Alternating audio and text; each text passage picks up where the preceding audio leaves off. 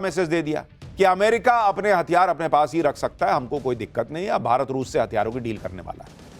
आज चीन में एससीओ मीटिंग के इतर भारत के रक्षा मंत्री राजनाथ सिंह ने रूस के रक्षा मंत्री से मुलाकात की। इस बातचीत में रक्षा मंत्री राजनाथ सिंह ने S-400 की जल्द से जल्द डिलीवरी पर जोर दिया। सूत्रों का दावा है कि रूस ने भारत को S-400 की टाइम पर डिलीवरी का भरोसा दिया है। रूस अभी यूक्रेन युद्ध में फंसा है, जिसकी वजह से रूस से भारत को हथियार सप्लाई में दिक्कतें आ रही हैं। लेकिन रूस ने भरोसा दिया है भारत को कि वो जल्द S-400 की बाकी बची 2 यूनिट भी दे देगा, कोई देरी नहीं करेगा। साल 2018 में भारत ने रूस से S-400 की 5 स्क्वाड्रन खरीदने की डील की थी। भारत को साल 2023 के अंत तक S-400 की 5 स्क्वाड्रन मिल जानी थी, लेकिन अभी 3 मिली। सूत्रों के मुताबिक रूस S-400 की चौथी खेप साल 2026 में और 5वीं खेप साल 2027 में देगा। अभी S-400 की 3 यूनिट चीन और पाकिस्तान के बॉर्डर पर तैनात है। 2 और यूनिट मिलने से भारत के एयर डिफेंस सिस्टम को और मजबूती मिल जाएगी। दरअसल S-400 की एक यूनिट में क्या क्या होता है, एक स्क्वाड्रन में क्या क्या शामिल होता है, आपको यह भी बताता हूं। S-400 के हर एक स्क्वाड्रन में 2 मिसाइल बैटरियां होती हैं, जिनमें 128 मिसाइलें शामिल होती हैं। ये मिसाइलें हवा में ही दुश्मन के bombers, fighter jet, cruise missile को तबाह कर सकती है। ये मिसाइलें 120, 200, 250 और 380 किलोमीटर तक मार करने की में सक्षम है। हर स्क्वाड्रन में लंबी दूरी का रडार सिस्टम और हर मौसम में चलने वाले ट्रांसपोर्ट व्हीकल होते हैं। S-400 के अलावा भारत ने रूस से सुखोई 30 MKI के अपग्रेडेड वर्जन की सप्लाई पर भी आज बात कर ली। वायुसेना के पास अभी करीब 260 Sukhoi 30 MKI fighter jet. Bharat इन फाइटर जेट्स को अपग्रेड करने पर जोर दे रहा है, जिसमें नया radar system, electronic warfare system, advance air to air missile integration शामिल। पाकिस्तान और चीन के खतरे को देखते हुए आधुनिक सुखोई 30 MKI बहुत जरूरी है। सुखोई 30 MKI भारतीय वायुसेना का शक्तिशाली और मल्टी रोल लड़ाकू विमान है। पिछले साल ही भारत ने सुखोई को सुपर सुखोई बनाने की योजना शुरू की। इस योजना पर मोदी सरकार 63,000 करोड़ रुपए खर्च कर रही है। इसमें 84 सुखोई 30 MKI फाइटर जेट्स को अपग्रेड कर सुपर सुखोई बनाने पर काम हो रहा है। भारत और रूस की बातचीत में S-400 और सुखोई के अलावा बाकी हथियारों पर भी बात हुई। बैठक में भारत ने एयर टू एयर मिसाइलों के उत्पादन को लेकर बड़ी सहमति बनी। ऑपरेशन सिंदूर के बाद होने वाली इस बड़ी बैठक को रक्षा मंत्रालय ने हाल के समय की सबसे अहम द्विपक्षीय बैठक बताया।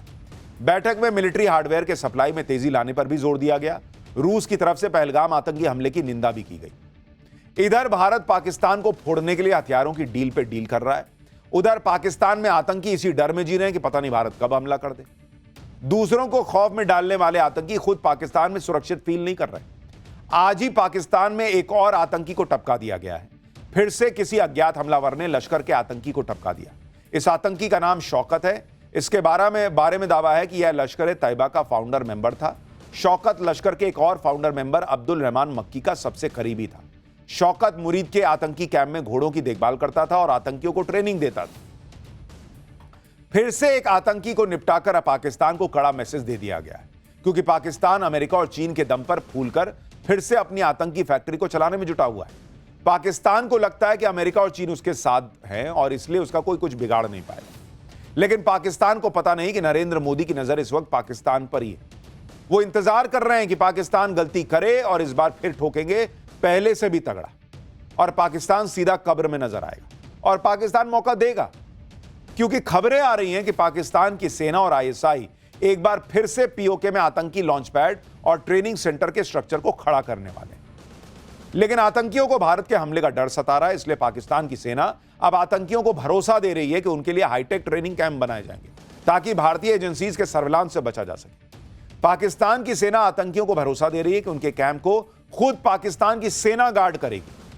भाई आतंकी घबराए हैं कि कभी भी कोई मार देगा, तब तो कह रहे हैं अरे हम बचाएंगे ना यार।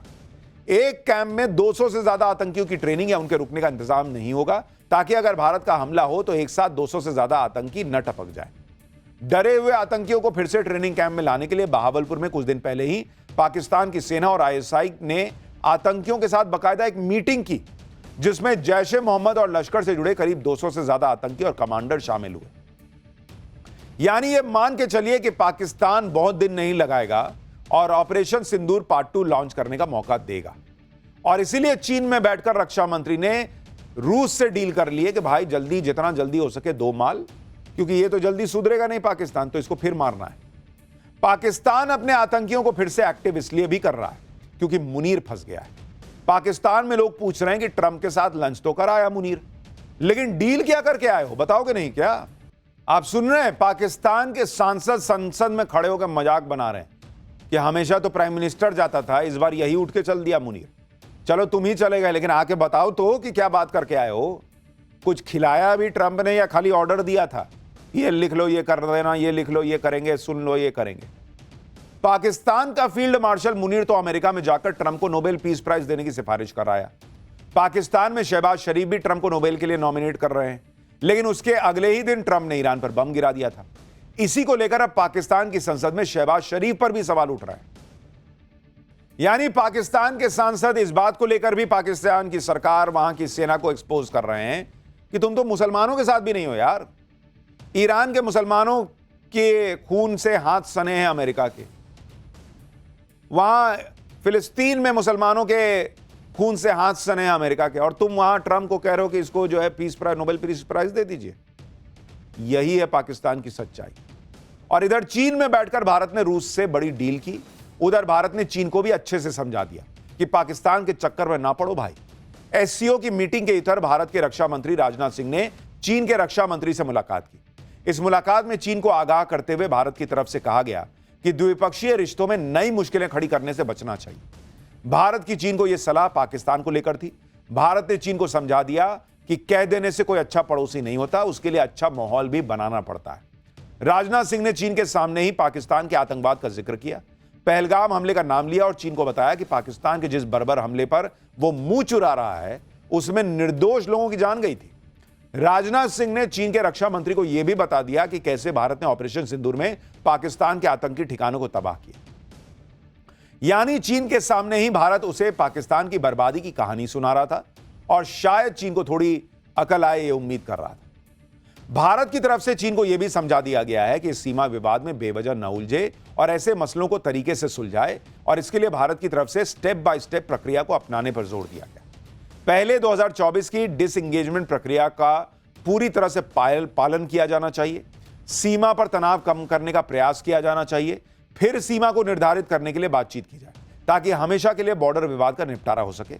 राजनाथ सिंह ने कहा कि ग्राउंड पर एक्शन लेना होगा, जो अविश्वास पैदा हुआ है उसे कम करना होगा। भारत और चीन दोनों तरफ से एलएसी पर शांति बनाए रखने पर जोर दिया गया। चीन के रुख से यही लग रहा है कि ऑपरेशन सिंदूर में पाकिस्तान की धुलाई देखकर वो ये समझ गया है कि भारत से सीधे टक्कर लेने में फायदा नहीं है बॉस।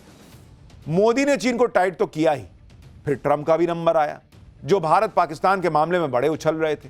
लेकिन पहली बात तो नरेंद्र मोदी ने ट्रंप के मुंह पर ही कह दी थी कि अपने काम से काम रखो, फोन पे बोला था। दूसरी बात यह है कि ट्रंप जिस तरह से अमेरिका का कबाड़ा करते जा रहे हैं, उसमें उन्हें खुद को बचाने के लिए मोदी का ही सहारा लेना होगा। आप देखिए कि ट्रंप की नीतियों से अमेरिका का क्या हाल हो गया है। अमेरिका की जीडीपी में इस साल जनवरी से मार्च तिमाही में 0.5% की गिरावट दर्ज हो गई है, जो 2022 के बाद सबसे बड़ी गिरावट है। जबकि अक्टूबर दिसंबर 2024 की तिमाही में अमेरिकी अर्थव्यवस्था 2.4% की दर से बढ़ रही थी। भाई ट्रंप के आने के बाद गिर गई अर्थव्यवस्था अमेरिका में। ट्रंप ने जनवरी में ही राष्ट्रपति पद की शपथ ली थी और आते ही पूरी दुनिया से टैरिफ वॉर छेड़ दिया, जिसमें अब अमेरिका खुद फंस गया है। ट्रंप के आने के बाद अनुमान था कि अमेरिका की अर्थव्यवस्था 0.2% तक गिरेगी, लेकिन यह तो 0.5% गिर गई भाई, जिसकी वजह ट्रंप की टैरिफ नीति को माना जा रहा है। एक्सपर्ट्स के मुताबिक अमेरिका की जीडीपी में गिरावट के पीछे सबसे बड़ा कारण इंपोर्ट में होने वाली भारी बढ़ोतरी है। एक्सपर्ट्स के मुताबिक ट्रंप के टैरिफ शुल्क बढ़ाने की आशंका के चलते अमेरिकी कंपनियों ने भारी मात्रा में विदेशी सामान ऑलरेडी खरीद लिया और इससे अमेरिका की जीडीपी सिकुड़ गई। ट्रंप के फैलाए टैरिफ वाले रायते से अमेरिका की अर्थव्यवस्था को झटका लगा है। अब ट्रंप के सामने यह चैलेंज है कि भूल को सुधारे कैसे। शायद यही वजह है कि ट्रंप ने अचानक चीन से डील होने का ऐलान कर दिया, लेकिन क्या डील हुई इसकी डिटेल नहीं दी। उधर चीन ने इस पर कोई जानकारी नहीं दी है। चीन से डील के साथ ही ट्रंप ने यह भी ऐलान कर दिया कि वो भारत के साथ भी बहुत बड़ी डील करने वाले हैं। यानी ट्रंप को लग रहा है कि अमेरिकी अर्थव्यवस्था का जो हाल होता जा रहा है उसमें पहले से ही बोल दो कि मैं ये डील कर रहा हूं, वो डील कर रहा हूं, ताकि पब्लिक का गुस्सा ना झेलना पड़े। साथ ही उनको यह भी समझ में आ गया कि भारत के साथ डील किए बिना वो इससे निकल नहीं सकते। सुनिए एक बार। China yesterday, right? Just signed with China. We have everybody. We're not going to make deals with everybody. Some we're just going to send them a letter, say thank you very much. You're going to pay 25, 35, 45%. That's the easy way to do it. And my people don't want to do it that way. They want to do some of it, but they want to make more deals than I would do. But we're having some great deals. We have one coming up, maybe with India, very big one, where we're going to open up India.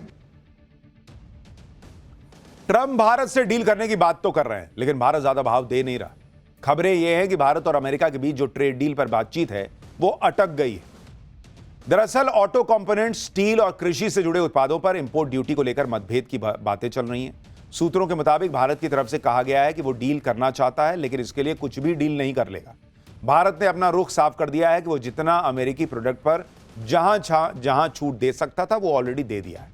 अब फैसला US को करना है। अगर 9 जुलाई के बाद America reciprocal tariffs भी लगा देगा, तो भारत को लग रहा है कि वो इसके इंपैक्ट को झेल लेगा। यानी भारत ने अमेरिका को समझा दिया है कि भारत के हितों से समझौता करके डील नहीं होगी। जितना हम कर सकते हैं कर दिया, चलता है तो बताओ, नहीं तो चलते बनो। कृषि और कई ऐसे सेक्टर हैं जहां भारत को अपने घरेलू मार्केट को प्रोटेक्ट करना ही होगा। भारत के स्ट्रांग स्टैंड से एक बार फिर ट्रंप की झूठ की पोल खुल गई, क्योंकि पहले ट्रंप यह दावा कर रहे थे कि भारत ने नो टैरिफ एग्रीमेंट का प्रस्ताव दिया है, यानी अमेरिकी प्रोडक्ट पर कोई टैरिफ लगेगा ही नहीं। इधर भारत डील पर अपने स्टैंड पर अड़े हैं, उधर ट्रंप यही मौल बना रहे कि भारत से तो बड़ी डील होने वाली है। ट्रंप भी ये बात जानते हैं कि भारत कितना बड़ा मार्केट है और वो युद्ध और गिरती अर्थव्यवस्था के बीच में फंसे हैं। उन्हें खुद इस बात का एहसास होगा कि भारत ही वो देश है जो जियोपॉलिटिकली ट्रेड के लिए उन्हें सबसे ज्यादा सूट करता है। ट्रंप को यह भी पता होगा कि इकोनॉमी सुधारने के लिए वो दुनिया में ना तो चीन के पास जा सकते हैं, ना रूस के पास जा सकते हैं। ट्रंप के लिए एक तरफ कुआं, दूसरी तरफ खाई वाली स्थिति है। ऐसे हालात में अमेरिका की अर्थव्यवस्था को सुधारने के लिए ट्रंप को भारत से ही उम्मीद होगी, क्योंकि पाकिस्तान तो किसी काम का है नहीं। वो तो खुद कटोरा लेकर खड़ा हो जाएगा कि सर कुछ इसमें डाल देते, आप मुझसे क्या मांग रहे हैं। आप देखिए कि अभी भारत और अमेरिका के बीच कुल बायलैटरल ट्रेड 11,28,000 करोड़ रुपए का है। साल 2030 तक दोनों देशों का टारगेट इसे करीब 4 गुना बढ़ाकर 42,74,000 करोड़ रुपए करने का है। अगर बायलैटरल ट्रेड डील हो जाती है तो इससे भी कहीं गुना ज्यादा फायदा अमेरिका को पहुंच सकता है। इससे अमेरिका की इकोनॉमी जो ट्रेड की वजह से गिर रही है, वो वापस पटरी पर आ सकती है। और इसलिए ट्रंप को पता है कि उन्हें मोदी की जरूरत है। मोदी को उतनी जरूरत नहीं है, भारत को उतनी जरूरत नहीं है जितनी ट्रंप को भारत की जरूरत है। इनफैक्ट दुनिया को भारत की जरूरत है। ट्रंप को पीएम मोदी से उम्मीद इसलिए है क्योंकि ट्रंप ने इजरायल ईरान युद्ध में कूदकर कबाड़ा कर लिया। ईरान पर पहले बम गिराया, अब पैसे देने पड़ रहे हैं। उधर इजरायल का जो नुकसान हुआ उसे अमेरिका का ही नुकसान समझो, क्योंकि उसे अमेरिका ही पूरा सपोर्ट करता है। अब कहा जा रहा है, आप देखिए जो खबरें आ रही हैं उसके मुताबिक कहा जा रहा है कि ईरान को पैसा देगा अमेरिका। ईरान को पैसा देगा कौन? अमेरिका। भाई पहले फोड़ रहे थे, अब तुम कह रहे हो हम पैसा देंगे। क्या ये हिसाब है? और कितना पैसा देगा? 2,57,000 करोड़ रुपए। सोचिए बॉस, इतना पैसा देगा। 2.5 लाख करोड़ रुपए से ज्यादा। अपनी अर्थव्यवस्था अमेरिका से संभल नहीं रही। ईरान युद्ध में इजरायल का खर्चा जो है वो करीब 42,745 करोड़ रुपए 12 दिन के युद्ध का बैठा है। गाजा युद्ध में इजरायल का खर्चा 34 लाख करोड़ रुपए है करीब 2 साल में। यह सारा पैसा अमेरिका की जेब से जाना है। अमेरिका ऐसे ही खर्चा करता रहेगा तो एक ना एक दिन हालात खराब हो जाएंगे। ऊपर से ट्रंप की पॉलिसी है जो अमेरिका को और बर्बाद कर रही है। मेडिकल कॉलेज के बाद आप सोचिए, इस पर आऊंगा आगे, बंगाल की बात करूंगा, लेकिन आप सोचिए क्या हालात हो गए हैं कि ट्रंप जो है उसको समझ में नहीं आ रहा क्या करना है। और जब ऐसा राष्ट्रपति होता है ना, तो ऐसे ही रायता फैलता है। और इसीलिए प्रधानमंत्री नरेंद्र मोदी जब देश की अर्थव्यवस्था को पकड़े बैठे हैं, और पकड़े नहीं बैठे हैं, संभाल के नहीं बैठे हैं, रॉकेट बनाए बैठे हैं, महंगाई को कंट्रोल में रखा है, तो दुनिया को हैरानी होती है कि यार भारत कैसे कर रहा है, हमसे नहीं हो रहा। यही तो कमाल है। लेकिन पाठशाला में अगली क्लास हर सनातनी को गदगद कर देने वाली। भव्य दिव्य अलौकिक भगवान जगन्नाथ की रथ यात्रा का चैप्टर खोल रहा हूं। ऐसी ऐसी तस्वीरें लाया हूं कि देखकर मन खिल जाएगा। जगन्नाथ धाम के अलौकिक चमत्कार का वो चैप्टर भी जो खोलूंगा, हर सनातनी को जरूर देखना चाहिए। एक मुसलमान जिसके लिए हर बार क्यों रुकती है जगन्नाथ रथ यात्रा, सुनेंगे तो हैरान रह जाएंगे। अब इसका चैप्टर। ओडिशा के पुरी में आज आस्था का ऐसा सैलाब उमड़ा कि शहर की गलियों में पैर रखने तक की जगह नहीं। जय जगन्नाथ के जयकारे आसमान में गूंज रहे थे। मौका है सनातनी आस्था से जुड़ी सबसे बड़ी रथ यात्रा का। पुरी में आज भगवान जगन्नाथ की रथ यात्रा शुरू हुई है। इस यात्रा में भगवान जगन्नाथ अपने भाई बलभद्र और बहन सुभद्रा के साथ रथों पर सवार होकर अपने मूल निवास गुंडीचा मंदिर के लिए निकले, जो जगन्नाथ मंदिर से करीब 3 किलोमीटर की दूरी पर है।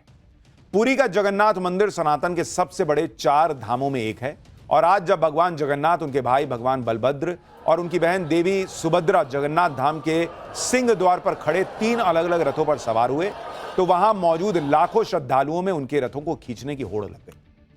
आज पाठशाला में भगवान जगन्नाथ की रथ यात्रा की भव्य दिव्य अलौकिक तस्वीरें दिखाऊंगा। साथ ही जगन्नाथ धाम के अलौकिक चमत्कार और रहस्यों की भी बात होगी। एक मुसलमान के लिए हर बार हर साल रथ यात्रा क्यों रुकती है, क्या होता है, उसकी कहानी क्या है, यह भी बताऊंगा। लेकिन पहले इस भव्य रथ यात्रा की एक झलक देखिए। आज शाम 4 बजे सभी अनुष्ठान और विधि विधान पूरे होने के बाद भगवान जगन्नाथ की रथ यात्रा की शुरुआत हुई। सबसे पहले भगवान बलभद्र का रथ खींचा गया। इसके बाद सुभद्रा जी का और जगन्नाथ जी के रथ खींचे गए। पहले दिन कुछ दूरी तक पहुंचने के बाद रथ यात्रा आज के लिए रुक गई। रथ यात्रा अब अगले दिन शुरू होगी, क्योंकि सूर्यास्त के बाद रथ नहीं खींचे जाते। यह रथ यात्रा कल भगवान जगन्नाथ मंदिर से करीब 3 किलोमीटर दूर गुंडीचा मंदिर पहुंचेगी। इसके बाद 9 दिन तक भगवान जगन्नाथ गुंडीचा में रहेंगे, जो उनकी मौसी का घर माना जाता है। 5 जुलाई को भगवान जगन्नाथ मुख्य मंदिर में वापस लौट आएंगे। भगवान जगन्नाथ की रथ यात्रा की झलक पाने और रथों को खींचने के लिए देश विदेश से श्रद्धालु पूरी पहुंचे हुए हैं, क्योंकि ऐसी मान्यता है कि किसी ने उस रस्सी को भी छू लिया जिससे आप रथ को खींच रहे हैं, तो मतलब आपका जीवन धन्य हो गया। पुरी में श्रद्धालुओं का ऐसा सैलाब उमड़ा है कि सड़क तो कहीं नजर ही नहीं आ रही। भाई आप देखिए ना, सड़क दिख ही नहीं रही है। उमस भरी गर्मी में श्रद्धालुओं को किसी तरह की परेशानी ना हो, इसके लिए उन पर पानी की बौछार की जा रही है। देखिए, पानी का लगातार छिड़काव चल रहा है, क्योंकि भयंकर उमस वाली गर्मी है। उससे गर्मी से श्रद्धालुओं को फर्क पड़ा नहीं, सब आए हैं। आस्था का सैलाब दिख रहा है, वहां पर भक्तों का सैलाब दिख रहा है, तो वहां पानी डाल के जो भक्त हैं उनको थोड़ी राहत दी जा रही। रथ यात्रा की शुरुआत से पहले भगवान जगन्नाथ, भगवान बलभद्र और देवी सुभद्रा को पूरे विधि विधान के साथ उनके रथों पर विराजमान किया गया। भगवान जगन्नाथ, भगवान बलभद्र और देवी सुभद्रा को उनके रथों तक पहुंचाने के अनुष्ठान को पहांडी अनुष्ठान कहा जाता है, जिसमें मंदिर के पुजारी पूरी श्रद्धा के साथ तीनों मूर्तियों को रथ तक लाते हैं। रथों पर विराजमान होने के बाद उन्हें भोग लगाया गया और रथ यात्रा की शुरुआत हुई। अच्छा, ये अपने आप में आप सोचिए कि कितने कमाल की बात है कि किसी मंदिर में भगवान जो हैं, ठाकुर जी जो हैं, वो मंदिर के बाहर नहीं आते। अगर कभी यात्रा होती भी है भगवान की, तो उनका एक प्रतिरूप जो है वो यात्रा करके वापस मंदिर में आ जाता है। मूल मूर्ति जो है वो मंदिर से बाहर नहीं आती। लेकिन भगवान जगन्नाथ, भगवान बलभद्र और देवी सुभद्रा, ये सिर्फ जगन्नाथपुरी में होता है, इस रथ यात्रा में होता है कि भगवान खुद मंदिर से बाहर निकलकर भक्तों के बीच आते हैं। ये अपने आप में अलौकिक है। कोविड का कालखंड चल रहा था, दुनिया थम गई थी, लेकिन यह रथ यात्रा नहीं रुकी थी, तब भी भगवान मंदिर से बाहर आए थे। यह है इस रथ यात्रा की खासियत। पुरी में होने वाली भगवान जगन्नाथ की रथ यात्रा के लिए हर साल 3 भव्य और विशाल रथ तैयार किए जाते हैं। ये रथ भगवान जगन्नाथ, उनके भाई भगवान बलभद्र और बहन देवी सुभद्रा को समर्पित होते हैं। इन तीनों रथों के बारे में भी आपको बताता हूं। पहला रथ जो है वो भगवान जगन्नाथ का होता है, जिसे नंदी घोष रथ कहते हैं। यह रथ सबसे बड़ा होता है और इसकी ऊंचाई लगभग 45 फीट होती है। इसमें कुल 16 पहिए होते हैं और इसका रंग लाल और पीला होता है। रथ की छत पर गरुड़ ध्वज और सुदर्शन चक्र का निशान होता है। दूसरा रथ भगवान बलभद्र का ताल ध्वज रथ। यह रथ नंदीघोष रथ से छोटा होता है थोड़ा सा। इसकी ऊंचाई करीब 44 फीट होती है। इसमें 14 पहिए होते हैं। इसका रंग गहरा नीला और लाल होता है। इस रथ की ध्वजा पर ताल के पेड़ का चिन्ह होता है। तीसरा जो रथ होता है वो देवी सुभद्रा का होता है, जिसे दर्प दलन रथ कहते हैं। यह रथ तीनों रथों में सबसे छोटा होता है और इसकी ऊंचाई करीब 43 फीट होती है। 12 पहिए होते हैं। इसका रंग लाल और काला होता है। सुभद्रा जी का रथ सबसे बीच में चलता है और इस पर कमल का चिन्ह बना हुआ होता है। भगवान जगन्नाथ की रथ यात्रा के लिए कई महीनों पहले से तैयारियां शुरू हो जाती हैं। रथ यात्रा कब शुरू हुई, इसकी सटीक जानकारी किसी के पास नहीं, किसी को मतलब एग्जैक्ट नहीं पता है। लेकिन रथ यात्रा को लेकर अलग अलग मान्यताएं हैं। पहली मान्यता है कि जब राजा इंद्रद्युम्न ने भगवान जगन्नाथ, बलभद्र और सुभद्रा जी की मूर्तियों को स्थापित किया तो उस वक्त आकाशवाणी हुई कि भगवान जगन्नाथ साल में एक बार अपनी जन्मभूमि जरूर जाएंगे। स्कंद पुराण के उत्कल खंड के मुताबिक राजा इंद्रद्युम्न ने आषाढ़ महीने के शुक्ल पक्ष की दूसरी तिथि को भगवान जगन्नाथ के उनकी जन्मभूमि जाने की व्यवस्था की। तभी से यह परंपरा रथ यात्रा के रूप में चली आ रही है। दूसरी मान्यता है कि देवी सुभद्रा के द्वारिका दर्शन की इच्छा को पूरी करने के लिए भगवान जगन्नाथ और भगवान बलभद्र ने अलग अलग रथों में बैठकर यात्रा की थी। इसी की याद में पुरी में हर साल रथ यात्रा का आयोजन किया जाता है। इस रथ यात्रा का जिक्र स्कंद पुराण, नारद पुराण, पद्म पुराण और ब्रह्म पुराण में भी किया गया है। तीसरी मान्यता के अनुसार एक बार राधा रानी कुरुक्षेत्र में भगवान श्री कृष्ण से मिलने पहुंची थी और उन्होंने भगवान श्री कृष्ण से वृंदावन आने का निवेदन किया। राधा रानी के निवेदन पर भगवान श्री कृष्ण अपने भाई भगवान बलभद्र और बहन देवी सुभद्रा के साथ वृंदावन पहुंचे, जहां राधा रानी, गोपियों और वृंदावन के लोगों ने तीनों को रथ पर बैठाया और रथ से घोड़े हटाकर खुद अपने हाथों से खींचा। तभी से ये रथ यात्रा और उसे हाथों से खींचने की परंपरा शुरू हुई। एक चौथी मान्यता भी है। द्वारिकाधीश भगवान श्री कृष्ण के साथ भगवान बलराम और देवी सुभद्रा का समुद्र के किनारे अग्निदाह किया गया था। कहते हैं उस वक्त समुद्र में तूफान आ गया और तीनों के अधजले पार्थिव शरीर बहते हुए पुरी के समुद्र तट पर पहुंच गए। पुरी के राजा ने तीनों शवों को अलग अलग रथों में विराजित करवाया और पूरे नगर में लोगों ने खुद रथों को खींचकर घुमाया। इसी घटना की स्मृति में आज भी रथ यात्रा की परंपरा को निभाया जाता है। चारण परंपरा की किताबों में इसका जिक्र किया गया है। यानी अलग अलग मान्यताएं। भगवान जगन्नाथ की रथ यात्रा में जिस तरह आस्था का सैलाब उमड़ रहा है, यह कोई नई बात नहीं है, ऐसा सदियों से होता रहा है। पहली तस्वीर आप साल 1937 की देख रहे हैं। इस तस्वीर में भी भगवान जगन्नाथ की रथ यात्रा में भारी संख्या में जुटे हुए श्रद्धालु दिखते हैं। 1937 की तस्वीर दिखा रहा हूं। और दूसरी तस्वीर आज की रथ यात्रा की है। उसमें भी पुरी में ऐसा लग रहा है जैसे कोई महाकुंभ चल रहा हो। भगवान जगन्नाथ की रथ यात्रा पूरी आस्था के साथ निकलती है। इस यात्रा से जुड़ी एक मान्यता यह भी है कि यात्रा से ठीक पहले भगवान जगन्नाथ बीमार पड़ जाते हैं। मान्यता है कि रथ यात्रा से पहले पड़ने वाली स्नान पूर्णिमा के दिन भगवान जगन्नाथ को 108 कलश पानी से स्नान कराया जाता है, जिसकी वजह से भगवान जगन्नाथ की तबीयत बिगड़ जाती है। देखिए डॉक्टर जो है वो चेकअप कर रहे हैं और वो 15 दिन के लिए एकांतवास में चले जाते हैं। ये तो खैर AI इमेज है। इस दौरान मंदिर के कपाट बंद रहते हैं और भगवान जगन्नाथ का इलाज चलता है। इलाज के बाद भगवान स्वस्थ होकर भक्तों को दर्शन देते हैं और इसके अगले दिन भगवान जगन्नाथ रथ यात्रा के लिए तैयार होते हैं। और इसीलिए कहा जाता है कि अगर आप जगन्नाथ मंदिर में जा रहे हैं, भगवान जगन्नाथ के मंदिर में जा रहे हैं, तो मतलब आप समझिए कि साक्षात भगवान श्री कृष्ण से मिल रहे हैं। पुरी में हर साल निकलने वाली भगवान जगन्नाथ की यात्रा हर बार मंदिर से चलकर करीब 200 मीटर की दूरी पर कुछ देर के लिए रुकती है और इसके पीछे का रहस्य भी आपको बताता हूं। भगवान जगन्नाथ की रथ यात्रा मंदिर के पास बनी सालबेग की मजार के सामने कुछ देर के लिए रुकती। सालबेग मुस्लिम परिवार में जन्मे थे। उनके पिता मुगल साम्राज्य के सूबेदार थे।